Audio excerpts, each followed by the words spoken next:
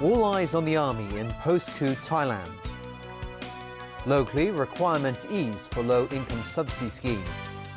And the Standard Working Hours Committee to conduct large-scale household survey.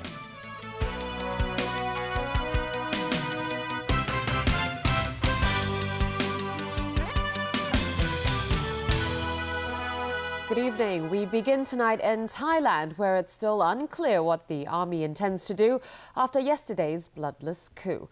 As Alan Bugnia reports, the Thai military chief held numerous meetings today with former government and opposition leaders. With a heavy military guard outside the army facility, Thailand's former Prime Minister Yingluck Shinawatra and 22 associates met with the country's army chief, General Prayut Chan-o-cha. Prayut launched his coup after the rival factions refused to give ground in a struggle for power between the royalist establishment and a populist government. 28 people have been killed since the protests began last November. Prayut also met with military personnel to explain the role of the army following the bloodless coup. He censored the media, dispersed rival protesters in Bangkok, and imposed a nationwide 10 p.m. to 5 a.m. curfew. An army spokesman announced on television this morning the constitution had been cancelled and the caretaker government dissolved, except for the Senate. He said General Prayut has assumed duties of prime minister. The coup immediately drew international condemnation. The U.S. State Department said there was no justification for the military takeover, and it was reviewing its $10 million in annual aid to Thailand. We've taken preliminary steps to suspend military engagement and assistance while we consider the facts on the ground. Right now, there's a comprehensive review of that going on. Meanwhile, the streets of Bangkok have been quiet with very little military presence. This tourist said he did not feel ill at ease in the least. Not at all. For the last 4 days, we have been having a very nice time as travelers, and we never faced any problem anywhere. Meanwhile, leaders of the pro- and anti-government protest groups are still believed to be in detention. The military has banned 155 people, including politicians and activists, from leaving the country. Alan Bugnia, TVB News. Here in Hong Kong, the Travel Industry Council has cancelled all package tours to Thailand, scheduled between tomorrow and next Friday. About 1,300 people are affected. Jenny Lam has that story. Flights to and from Thailand have so far not been disrupted, but 6 out of 8 Hong Kong tour groups heading for Thailand today were cancelled. Some of those who are travelling on their own have been trying to change their flights. Just in case, says this woman. This man decided to set off anyway after checking that the area where he will be staying is still safe. The Travel Industry Council met with its member agencies today and announced the cancellation of all package tours to Thailand from tomorrow to next Friday. About 1,300 people who signed up for 70 different tours are affected. The Council's Executive Director, Joseph Tung, said travellers can choose to postpone their trip for 6 months, in which case the agencies will keep their payment for the time being. They can also seek a refund. In that case, the agencies can charge a handling fee of $150 for tours that are 5 days or less, or $300 for tours that are 6 days or longer. The Council will continue to liaise with the Security Bureau and decide later if it will resume the tours from the 31st of May onwards. About 50 Hong Kong tour groups totaling 1,200 holidaymakers are in Thailand right now. All of them are safe. Plus another 1,200 people are travelling around the country on their own. Yesterday, the government raised the travel alert for Thailand to red. Jenny Lam, TVB News. And to other news now, the requirements for a proposed subsidy scheme for low-income families will be relaxed. Applicants will have to work 192 hours a month instead of 208 hours as proposed earlier. Evelina Lowe reports. The chief executive announced the setting up of the Low-Income Working Family Allowance Scheme in his latest policy address. That's aimed at encouraging the poor to work and not rely on social benefits, as well as giving their children a better life. Those who are eligible must make less than half the city's median wage. If they work 144 hours or more per month, they can receive a $600 subsidy each month. And those who work up to 208 hours a month will be entitled to $1,000. 208 hours would mean 8 hours a day, 6 days a week. During a public consultation on this proposal, many believe the hours are too long. So the government has decided to reduce the number of working hours to 192 per month. That means 8 hours a day, 5.5 days a week. Under the original plan, 200,000 low-income families are set to benefit, and that number will go up thanks to today's proposal. The scheme had an annual price tag of $3 billion. Now relaxing the requirements will cost taxpayers an additional $200 million a year. Secretary for Labor and Welfare Matthew Cheung said the move was made after considering the public's opinion and that the number of working hours could vary. For example, shorter months like February. However, Cheung insisted 192 hours will be the government's bottom line. One lawmaker we talked to today said more can be done. The subsidies also give to the family who have elderly and disabled persons. The government will begin accepting applications for the scheme from October 1st next year. Evelyn Lang, TVB News. The Standard Working Hours Committee plans to gather information from 10,000 households over the next 2 months. The committee wants to come up with a more concrete direction of how to deal with the issue of long working hours. There are many different views on standard working hours in Hong Kong, what it should be, or even whether it should be regulated. The Standard Working Hours Committee was set up just over a year ago to look into this. And after its 7th meeting today, members pointed out that it's a very complicated process, rejecting recent criticism by lawmakers that they're being slow in their work.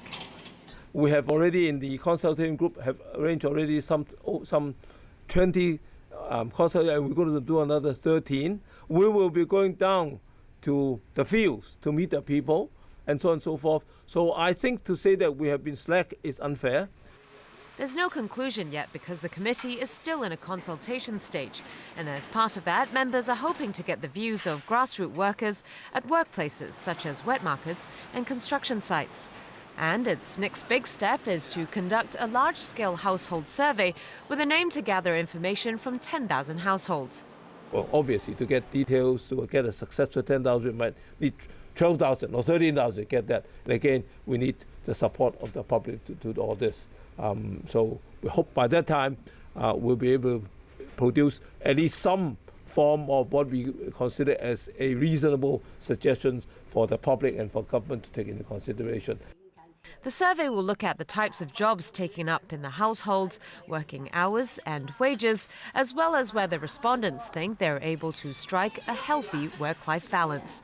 It'll take place between June and August. A consultancy firm will pick households from both public housing units and private homes around town. Several civil service unions have endorsed the latest pay trend survey results. That's despite complaints by low-ranking staff that the proposed increase for them is too small. Stephanie Choi with more. The Pay Trend Survey Committee met today, 1 week after the latest survey results were released. The Model Scale 1 Staff Consultative Council, which represents lower-ranking government workers, was disappointed. Spokeswoman Li Wai-yi says their salaries cannot catch up with inflation, but they will endorse the results all the same out of respect for the pay scale system. The Senior Civil Service Council also believes there is room for improvement. Because after checking all the companies, we find that basically it complied with the methodology. However, we find a few companies, they have some data not tallying with the wordings, and we have already asked the research team to make improvements so that clarity and accuracy can be achieved next year. We endorse the report. 4 unions that attended today's meetings have endorsed the findings, but some have pulled out of the Pay Trend Survey Committee. These include the Police Force Council, the Disciplined Services Consultative Council, and some members of the Senior Civil Service Council. I think they didn't turn up in the last several meetings, and that's why I make an appeal to all the people, all the parties didn't turn up, hoping that they can return to the Patron Survey Committee to continue the work for the 2015, so that all the survey fields, all the methodologies can be proven. The pay trend survey reflects pay adjustments in 110 private companies in the past financial year. The pay hikes ranged from 5.32% to 6.91%. After deducting the payroll cost of civil service increments, the net indicator shows a 3.8% increase for the lower ranks, a 4.71% rise for the middle ranks, and a 5.96% climb for senior staff. Stephanie Choi, TVB News. A former mining tycoon has been sentenced to death on the mainland. Liu Han was found guilty of leading a criminal gang that killed rivals. Liu was one of China's richest men. He was chairman of energy conglomerate Sichuan Hanlong Group, which owns stakes in Australian and US mines. Liu and his brother, Liu Wei, were both sentenced to death in a court in Hubei province today. The Liu brothers and 34 other defendants were accused of crimes such as organizing, leading and participating in a criminal gang, as well as intentional homicide. They were the largest criminal group of its kind to go on trial in China in recent years. And when we come back, the United Nations slaps sanctions on Boko Haram. War of words on the Korean Peninsula over shelling, and Montreal comes to life in the Eastern Conference Finals.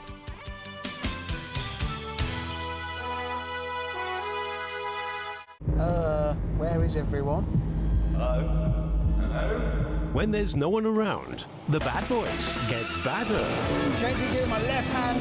How multitasking was that? Oh, I'm ruining my Ferrari. Monday, Top Gear at 9:35 on Pearl. The selection of the chief executive by universal suffrage in 2017 will be a milestone in Hong Kong's constitutional development. The Basic Law sets out the aim of achieving universal suffrage and the relevant principles. On this basis, we can elect our chief executive by one person, one vote. So what does the Basic Law say? Let's take a look. According to Article 45 of the Basic Law, the selection of the chief executive consists of 3 steps. First, nomination. A broadly representative nominating committee will be formed to nominate candidates in accordance with democratic procedures. Second, one person, one vote election. All eligible Hong Kong voters will elect the chief executive through one person, one vote. Third, appointment. Appointment by the Central People's Government as the chief executive. Following these steps, we can all elect our chief executive in 2017. I'm not doing any more chemo. I'm not gonna let you just die. I don't owe you anything. I'm done with Wilson. You can't just abandon him. House loses it. He just doesn't want to live in pain. Life is pain! I wake up every morning, I'm in pain. You know how many times I wanted to just give up? Monday, House at 10:50 on Pearl.